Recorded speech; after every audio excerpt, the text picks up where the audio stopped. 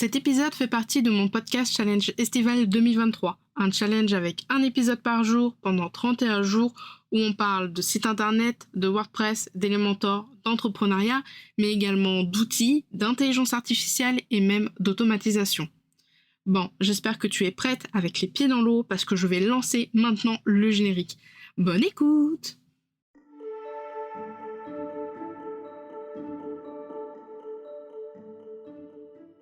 Bienvenue dans la Pause Café, le podcast qui aide les indépendantes à comprendre l'entrepreneuriat et le web. Je suis Camille, webmaster sous Elementor et WordPress depuis 2020 et mon job, c'est d'aider les indépendantes comme toi à créer, développer et gérer leur site internet. 2 fois par mois, on se retrouve pour un nouvel épisode. Alors installe-toi confortablement, prends un petit café et je te souhaite une très bonne écoute.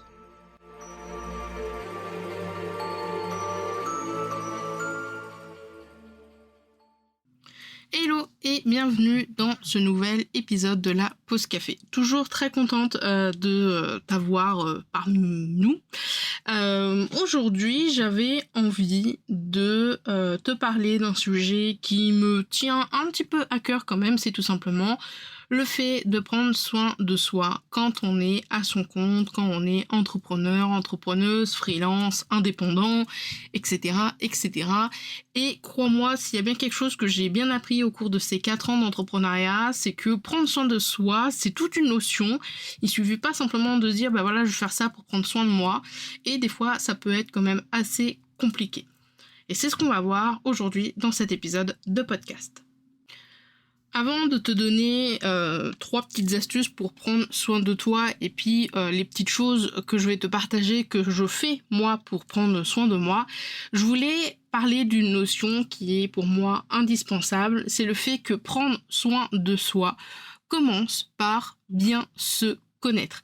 Bien connaître son corps, bien connaître son mental, bien se connaître soi-même finalement.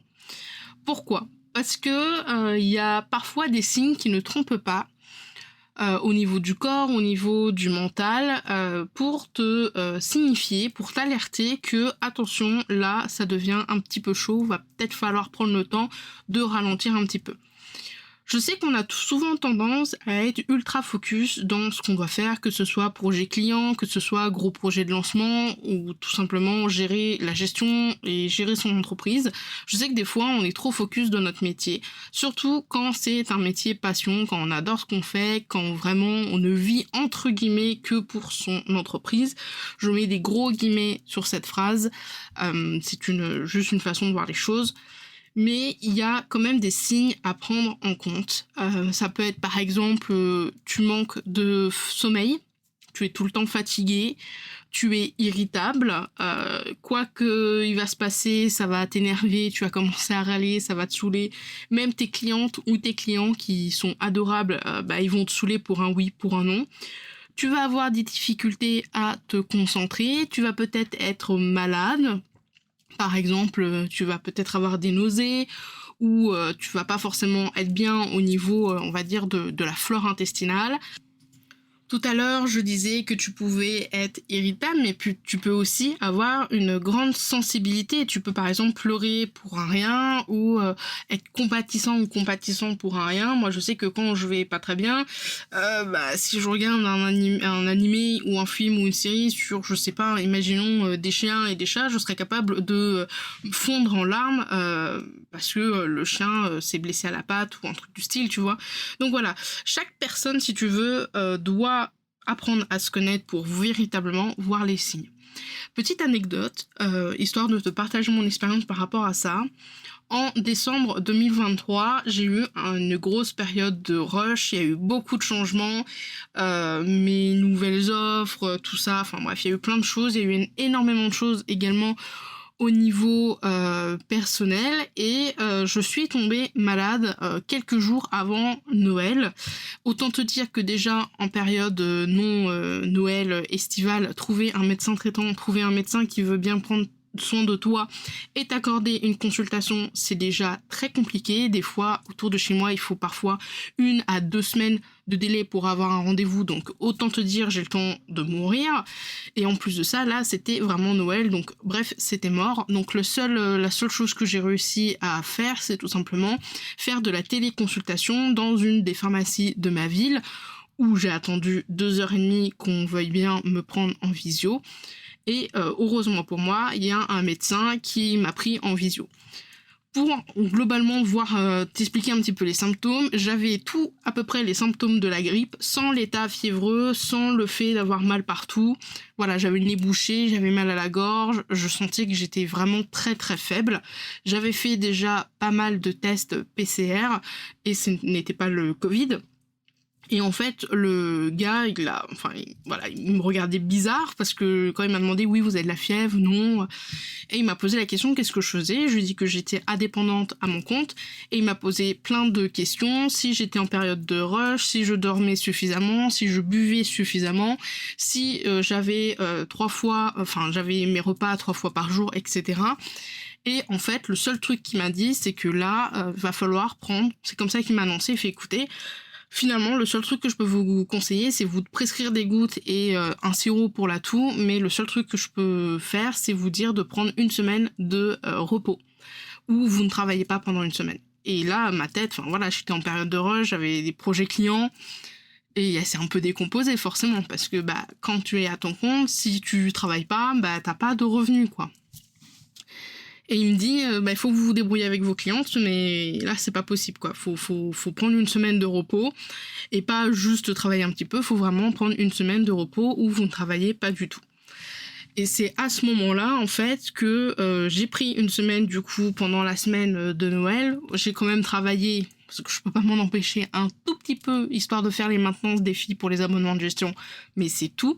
Et j'ai essayé de dormir un maximum, je me suis reposée un maximum, et finalement, en moins d'1 semaine, tout était revenu à la normale. J'avais déjà beaucoup moins le nez bouché, beaucoup moins mal à la gorge, j'avais déjà un petit peu plus d'énergie. Et c'est vrai que j'ai pas fait le rapprochement tout de suite parce que j'étais en pleine période de rush, comme je t'ai dit, j'avais beaucoup de clientes, beaucoup de trucs perso et tout, bref, beaucoup de choses se sont accumulées. Il y a quelque chose que j'ai remarqué sur mon corps et mon mental, c'est qu'à partir du moment où je vais commencer à être nauséeuse et avoir des petits soucis au niveau des intestins, ça veut dire que je manque de sommeil. Et en général, ça rate pas, parce que quand je suis comme ça, il suffit que je dorme à peu près, que je fasse peut-être 7 heures à la place de 5 heures, 4 heures de sommeil, et des nuits vraiment où je n'ai pas d'écran, etc., des nuits complètes pendant quelques jours, 2-3 jours, et après, je pète le feu et j'ai plus du tout ces symptômes-là. Donc, la meilleure façon de prendre soin de toi, c'est vraiment bien te connaître, bien déceler en fait les signaux que ton corps t'envoie. Peut-être que toi, quand tu es fatigué, t'as mal à la nuque, ou alors tu commences à avoir une migraine au niveau de la zone T du visage. Peut-être que tu as des problèmes d'équilibre quand tu es fatigué, ou peut-être que tu as du mal à le concentrer ou à parler quand tu es fatigué. Donc, essaye de bien prendre en compte tous ces petits symptômes. Alors, guillemets à symptômes parce que c'est pas vraiment des symptômes, mais ces petits warnings. Comme ça, dès que tu les décèles un petit peu, tu te dis, ah ok, là je commence à avoir mal derrière le crâne, ça veut dire que je suis fatiguée, il faudrait peut-être que dans les prochains jours ou la semaine prochaine, j'allège mon emploi du temps, ou j'essaye de faire quelque chose qui fasse en sorte que je vais prendre soin de moi pour recharger les batteries, parce que là, ça veut dire que, en gros, mon corps, il est dans la zone rouge, tout simplement. Il est en train de puiser dans les réserves pour essayer de me supporter, et après, quand il y aura plus de carburant, il y aura vraiment plus de carburant. Alors, je vais te présenter maintenant 3 astuces que j'ai mis en place, également grâce au programme Réveille ton biz de Justine Arma, mais bref, c'est 3 choses que j'ai mis en place quotidiennement, hebdomadairement et mensuellement, entre guillemets, dans mes routines. J'ai pas vraiment une routine définie, j'ai une routine par défaut, mais bien souvent, elle change de temps en temps. Ces astuces-là ont fait en sorte que je m'épuise beaucoup moins. La première astuce, c'est tout simplement de s'accorder des pauses. J'ai eu beaucoup de mal dans ma tête à me dire ok, je suis indépendante, certes, je travaille tous les jours, ça m'arrive même de travailler le samedi, le dimanche, la nuit, le matin, enfin voilà quoi, mais je peux m'accorder des pauses et je suis pas obligée d'attendre les vacances scolaires ou les vacances de mes parents pour m'accorder des pauses. J'ai pas 5 semaines de congés par an payés. Je peux poser entre guillemets mes jours et mes semaines, mes vacances comme je le souhaite, entre guillemets. Mais voilà, il faut pas que j'attende forcément de me dire ok, dans 3 mois c'est les vacances, je prendrai une pause pendant ces vacances scolaires. Non. Il faut absolument essayer de prendre des pauses quand ça te semble nécessaire. Il y a des fois, voilà, je suis un peu fatiguée, je me sens pas très bien, je sais que j'aurai pas l'énergie cette semaine pour faire tout ce que je dois faire. C'est pas grave, je vais alléger ma to-do en conséquence et peut-être que dans la semaine, je vais peut-être me prendre une demi-journée pour moi. Ou alors je vais peut-être me prendre une journée complète pour moi, pour faire le point, pour faire tout ce que je peux pas faire d'habitude, potentiellement, enfin dans mon cas, jouer, parler avec des amis, etc., etc.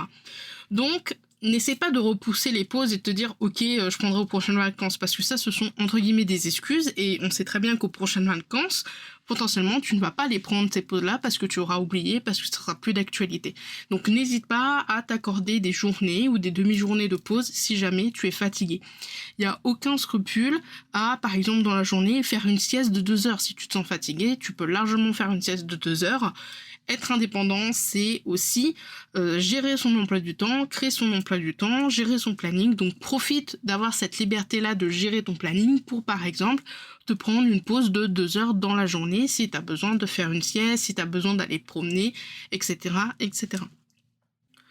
Deuxième astuce qui, moi, m'a sauvé la vie fin 2022, début 2023, c'est de définir un planning hebdomadaire à la fin de la semaine et pas au jour le jour. Ce que je fais, c'est que globalement, je maximise 3 grosses tâches par jour. C'est-à-dire que j'ai des grosses tâches, j'ai moyennes tâches et j'ai des petites tâches.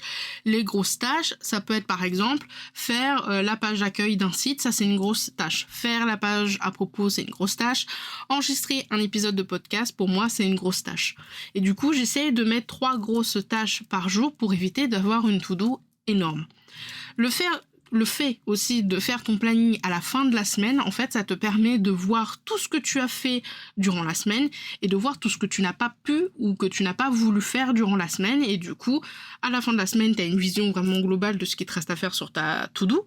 Du coup, tu peux mieux organiser ton planning pour la semaine qui va arriver.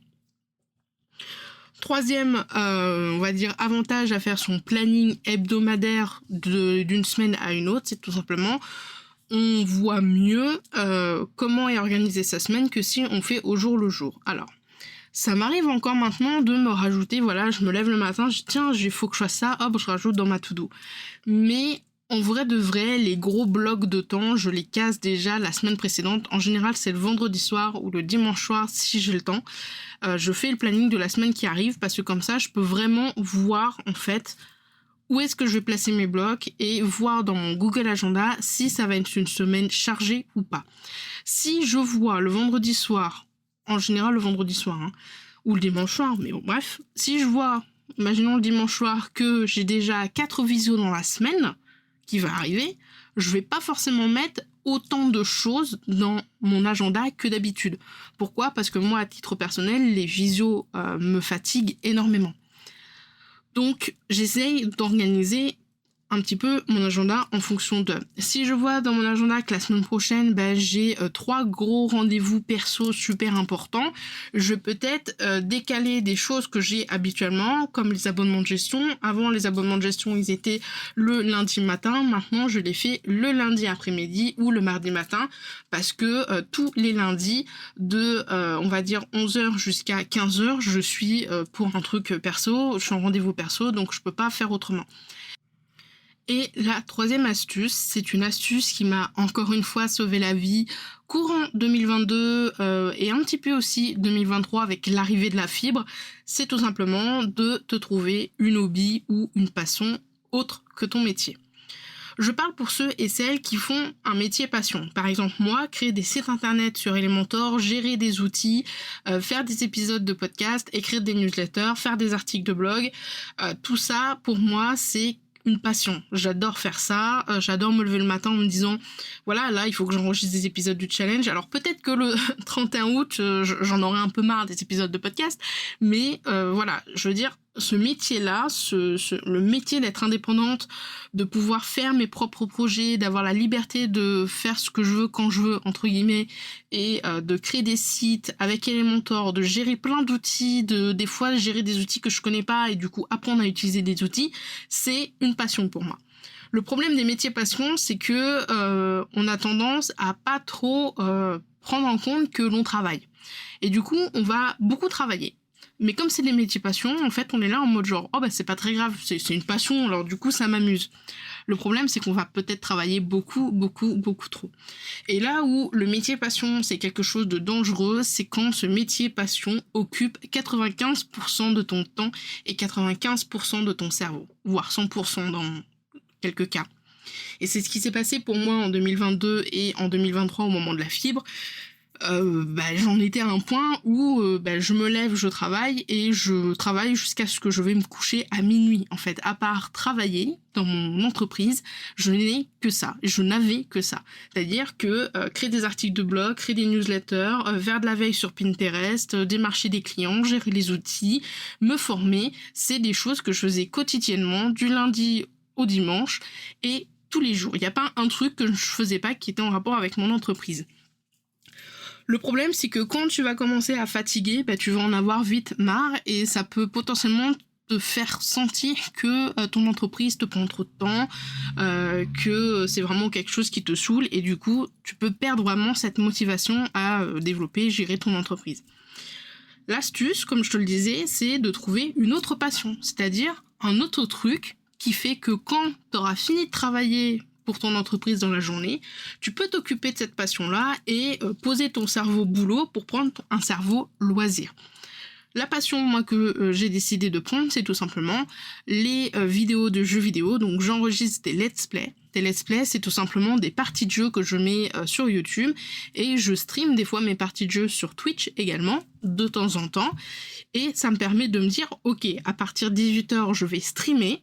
Donc, je vais poser mon cerveau à 18h au niveau du boulot, c'est-à-dire que je ne pense plus du tout à mon entreprise, plus du tout à mes clients, plus du tout à ces mails que je dois envoyer ou que je dois recevoir, et je mets mon cerveau fan de jeux vidéo et je me concentre sur autre chose, sur un autre projet.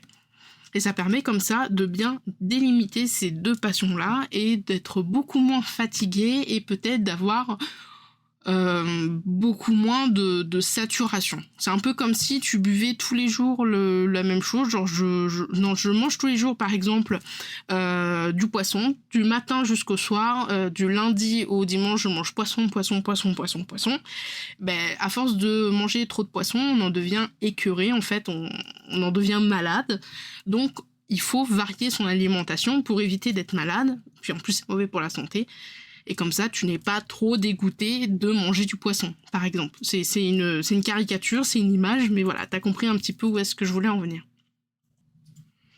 Dernière partie de cet épisode de podcast, je voulais tout simplement te partager les choses que je fais, moi, pour prendre soin de moi. Alors, la première chose que je fais et que j'attends avec impatience, même si des fois, je suis là en mode genre, ça m'énerve d'y aller, mais une fois que j'y vais, je suis toujours très contente, c'est tout ce qui est esthéticienne. Je vais à l'esthéticienne pour faire l'épilation classique et surtout pour faire mes ongles tous les mois. Alors, c'est une dépense, c'est un budget. Je le fais parce que j'ai les moyens de le faire, sinon je le ferais à la maison sans problème. Mais j'adore me faire mes ongles. C'est vraiment quelque chose que j'apprécie et voilà. Deuxième chose que je fais pour, entre guillemets, prendre soin de moi aussi bien physiquement que mentalement, je te l'ai déjà dit, c'est tout simplement les let's play de jeux vidéo et parfois du stream de jeux vidéo. Alors je fais beaucoup moins de stream ces derniers temps, tout simplement parce que je suis en vacances au moment où tu écouteras cet épisode et parce qu'au mois de juillet, je faisais les épisodes du challenge donc je n'ai pas le temps de streamer, mais ça m'arrive régulièrement de stream et de jouer à des jeux vidéo. Alors, je joue à tout, si jamais, parlons un peu entre geeks, je joue à tout.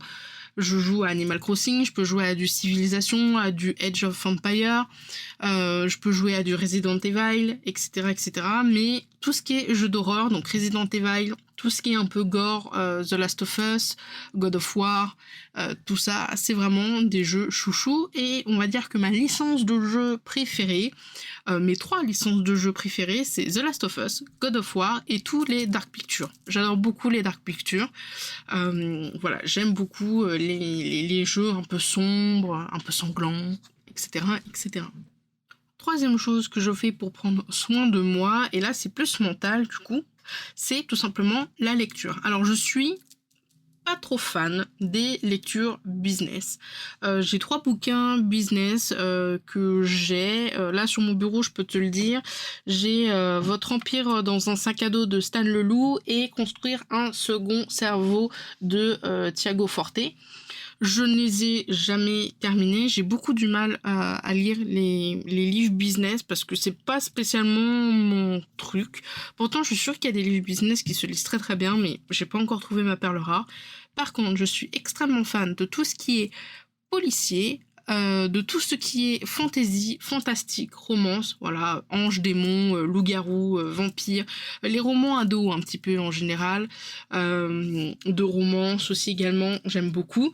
Là, en ce moment, je suis en train de me lire les Ella Dark, qui est une agent du FBI, donc il y a 6 tomes, qui résout des meurtres avec des tueurs en série.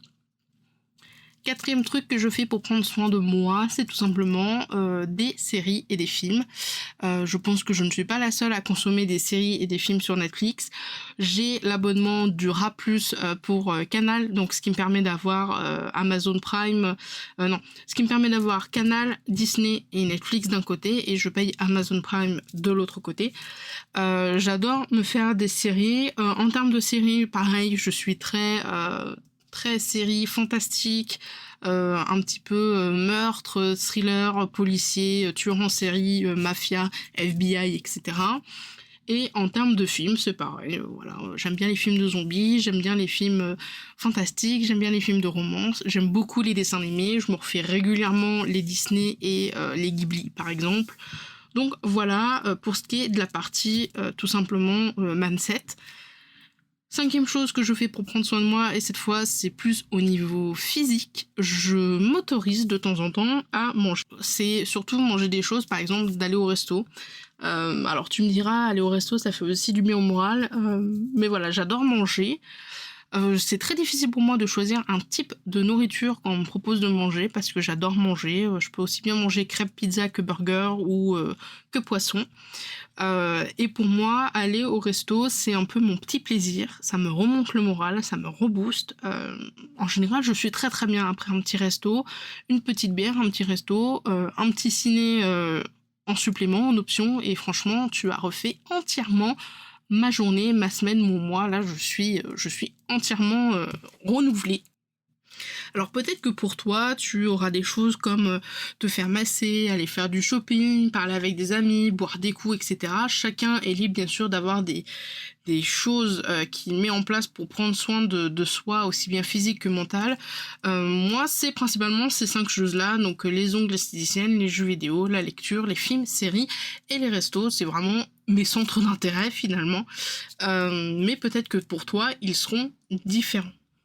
Petit récap, du coup, avant de terminer cet épisode de podcast, ce que je veux vraiment te faire comprendre dans cet épisode de podcast et que tu n'as peut-être pas encore pris en compte, c'est tout simplement, comme je te l'ai dit, bien se connaître, c'est aussi bien prendre soin de toi, parce que du coup, si tu te connais bien, tu vas pouvoir bien déceler les petites alertes de ton corps et de ton mental qui te dit « Oula, il faut faire une pause ». N'hésite pas à faire une pause quand tu en ressens le besoin, soit dans la journée en faisant une sieste ou en allant marcher, soit en prenant un jour dans la semaine ou en prenant ta semaine. N'attends surtout pas 3 mois pour prendre tes vacances, parce que c'est vraiment essayer de déplacer le problème et ça ne sert strictement à rien. N'hésite surtout pas à définir ton planning hebdomadaire en fonction de ton esprit, de ton mental, de ta santé. Si tu sens que tu vas avoir de l'énergie la semaine prochaine, tu peux le plus le remplir. Si tu sens que tu vas avoir moins d'énergie, n'hésite pas à alléger ton planning. Personne t'en voudra pour ça. Dernière chose, si jamais tu exerces un métier passion, le meilleur conseil que je peux te donner et qu'on m'a donné, c'est tout simplement de trouver une autre passion, un autre hobby, d'autres activités à faire pour éviter l'engrenage de je travaille parce que j'aime ça, et comme j'aime ça, je travaille beaucoup, et puis pour éviter tout simplement d'être dégoûté finalement de travailler dans ton entreprise et de vouloir élever des chèvres en Sibérie. Tu peux faire plein de choses pour prendre soin de toi, lire, te faire masser, aller à l'esthéticienne, faire des expositions, voir tes amis. Ça, c'est bien sûr en fonction de toi, en fonction de ce que tu aimes, en fonction de ta personnalité. J'espère que cet épisode de podcast t'aura plu, j'espère qu'il t'aura quand même aidé à prendre conscience qu'il faut prendre soin de soi pour prendre soin de son entreprise. Et sinon, hormis ça, je te souhaite une très bonne journée, une très bonne soirée. On se retrouve demain pour un prochain épisode du challenge. Allez, salut! Tu as aimé cet épisode et tu ne veux pas rater les prochains? Alors abonne-toi à la pause café sur la plateforme de ton choix. Et si la pause café te plaît, n'hésite pas à me laisser un avis et une note sur Apple Podcast pour le faire découvrir à d'autres entrepreneurs. Si tu n'as pas Apple Podcast, pas de souci, tu peux le partager autour de toi en me mentionnant avec @CamilleDavidP15. Sur ce, je te souhaite une très bonne journée, une très bonne semaine et je te dis à la prochaine dans un prochain épisode. Salut!